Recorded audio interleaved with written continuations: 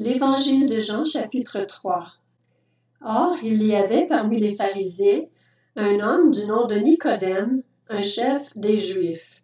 Il vint de nuit trouver Jésus et lui dit, « Maître, nous savons que tu es un enseignant envoyé par Dieu, car personne ne peut faire ces signes miraculeux que tu fais si Dieu n'est pas avec lui. » Jésus lui répondit, « en vérité, je te le dis, à moins de naître de nouveau, personne ne peut voir le royaume de Dieu. » Nicodème lui dit, « Comment un homme peut-il naître quand il est vieux? Peut-il une seconde fois entrer dans le ventre de sa mère et naître? » Jésus répondit, « en vérité, je te le dis, à moins de naître d'eau et d'esprit, on ne peut entrer dans le royaume de Dieu. Ce qui est né de parents humains est humain, et ce qui est né de l'esprit est esprit. Ne t'étonne pas que je t'ai dit, il faut que vous naissiez de nouveau. Le vent souffle où il veut, et tu en entends le bruit, mais tu ne sais pas d'où il vient, ni où il va. C'est aussi le cas de toute personne qui est née de l'esprit. » Nicodème reprit la parole et lui dit, « Comment cela peut-il se faire? » Jésus lui répondit, « Tu es l'enseignant d'Israël et tu ne sais pas cela. En vérité, je te le dis, nous disons ce que nous savons, et nous rendons témoignage de ce que nous avons vu, et vous ne recevez pas notre témoignage. Si vous ne croyez pas quand je vous parle des réalités terrestres, comment croirez-vous si je vous parle des réalités célestes? Personne n'est monté au ciel, sinon celui qui est descendu du ciel, le Fils de l'homme qui est dans le ciel. Et tout comme Moïse a élevé le serpent dans le désert, il faut aussi que le Fils de l'homme soit élevé, afin que quiconque croit en lui ne périsse pas, mais qu'il ait la vie éternelle. En effet, Dieu a tant aimé le monde qu'il a donné son Fils unique, afin que quiconque croit en lui ne périsse pas, mais qu'il ait la vie éternelle.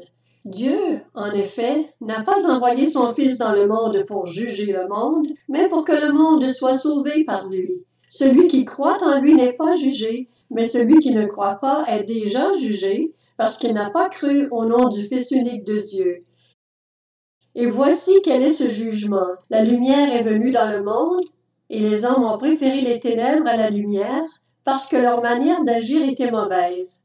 En effet, toute personne qui fait le mal déteste la lumière, et elle ne vient pas à la lumière pour éviter que ses actes soient dévoilés. Mais celui qui agit conformément à la vérité vient à la lumière, afin qu'il soit évident que ce qu'il a fait, il l'a fait en Dieu. Après cela, Jésus, accompagné de ses disciples, se rendit en Judée. Il y séjourna avec eux et il baptisait. Jean aussi baptisait à Œnon, près de Salim, parce qu'il y avait là beaucoup d'eau, et l'on s'y rendait pour être baptisé. En effet, Jean n'avait pas encore été mis en prison. Or, une discussion surgit entre les disciples de Jean et un juif au sujet de la purification.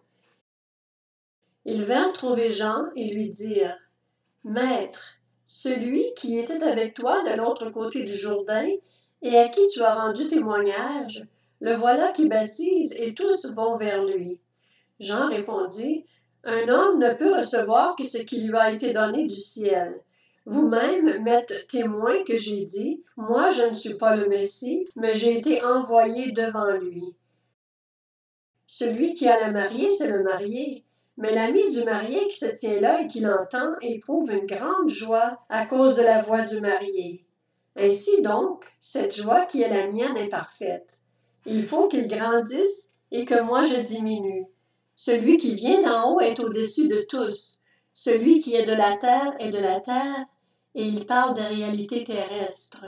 Celui qui vient du ciel est au-dessus de tous. Il rend témoignage de ce qu'il a vu et entendu, et personne n'accepte son témoignage.